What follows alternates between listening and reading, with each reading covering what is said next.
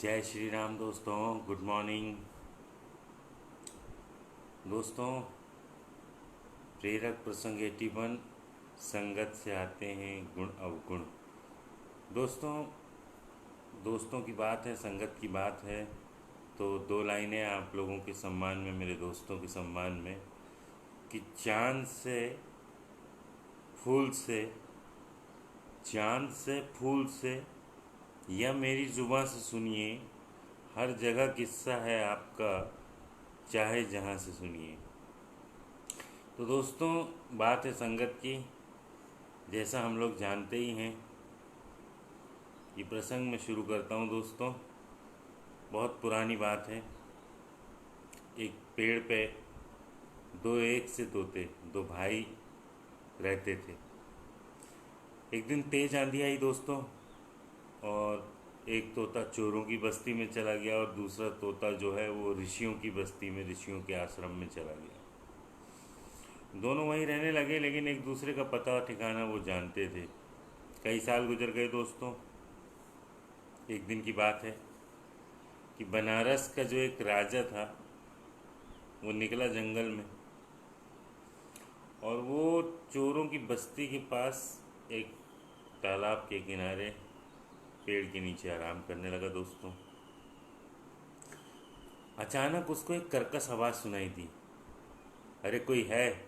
इस आदमी के पास बहुत धन है, गले में मोतियों की माला है, इसको गर्दन दबा के मार दो, माला निकाल लो और लाश को झाड़ी में गाड़ दो, किसी को कुछ पता नहीं चले। तोते से जब आदमी जैसी आवाज़ सुना तो राजा थोड़ा डर गया, और वो आगे बढ़ गया, डर के उठ के वहाँ से आगे निकल गया। आगे जो थोड़ा आगे बढ़ा वो, तो आगे ऋषियों का आश्रम था दोस्तों। बस ऋषियों के आश्रम में पहुँचा, और उस समय जो है ऋषि मुनि दोस्तों कहीं गए थे पूजा पाठ, तीर्थ भिक्षाटन में। तो इतने में ही क्या हुआ कि वो बहुत सॉफ्ट सी आवाज़ वहाँ से आई दोस्तों। वो आवाज़ आदमी जैसी थी, लेकिन थी तोते की। तोते ने राजा को बोला, दोस्तों आइए राजन, बैठिए। सभी ऋषि मुनि अभी कहीं गए हुए हैं। प्यास लगी हो तो ठंडा पानी पीजिए, और यदि भूख लगी हो तो फल खा लीजिए। राजा एकदम चकित हो गया दोस्तों। राजा को लगा ये क्या। उसने तोते का रूप और रंग देखा तो बिल्कुल वही पुराने तोते जैसा दिखा उसको। ये देख के राजा ने पूछा उससे कि हे सुकुमार, मैं आपसे एक बात पूछना चाहता हूँ। यहाँ से थोड़ी दूर एक पेड़ की डाली पे एक तोता बैठा हुआ था, बिल्कुल आपके जैसा दिख रहा था, लेकिन उसमें आपके जैसे कोई भी गुण नहीं थे। वो बिल्कुल आपके जैसा बात नहीं कर रहा था। आप सेवा की, प्रेम की बात कर रहे हो, लेकिन वो जान से मारने की और लूटने की बात कर रहा था। क्या आप उसको जानते हो?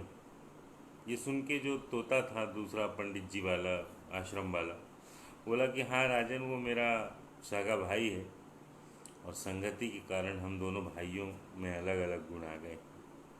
कोई इनको गुण कहता है, कोई अवगुण कहता है दोस्तों।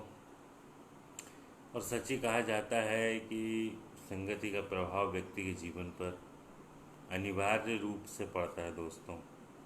आप जैसी सराउंडिंग में आप रहेंगे, आपकी जैसी संगति होगी, वैसे ही आपके मन में विचार आएंगे, वैसे ही आपके गुण विकसित होंगे। आप अपने जीवन में अपने साथियों को बहुत धैर्यपूर्वक चुनें।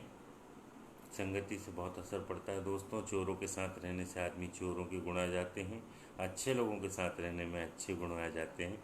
कोशिश करिए कि आप लोग इस कोविड के दौर में भी अच्छे लोगों से ही संगत करें, बुरे लोगों से संगत ना करें दोस्तों, क्योंकि संगत के गुण आते ही हैं।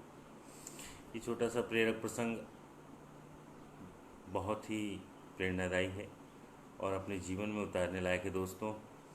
कोशिश करिए कि इसको आप अपने जीवन में कुछ हद तक इम्प्लीमेंट कर पाएँ। संगत पे अपनी विशेष ध्यान दें दोस्तों। आशा करता हूँ कि ये प्रेरणादायी प्रसंग आपको बहुत पसंद आया होगा। अगर इसमें कुछ कमी लगती है दोस्तों तो बताएं, क्योंकि आप लोगों के सुझावों की बस कमी है, बाकी मेरे प्रयास तो जारी हैं। जय श्री राम, जय हिंद, जय भारत दोस्तों। अगला प्रसंग लेके जल्दी ही मिल रहा हूँ आपसे। प्रणाम करता हूँ।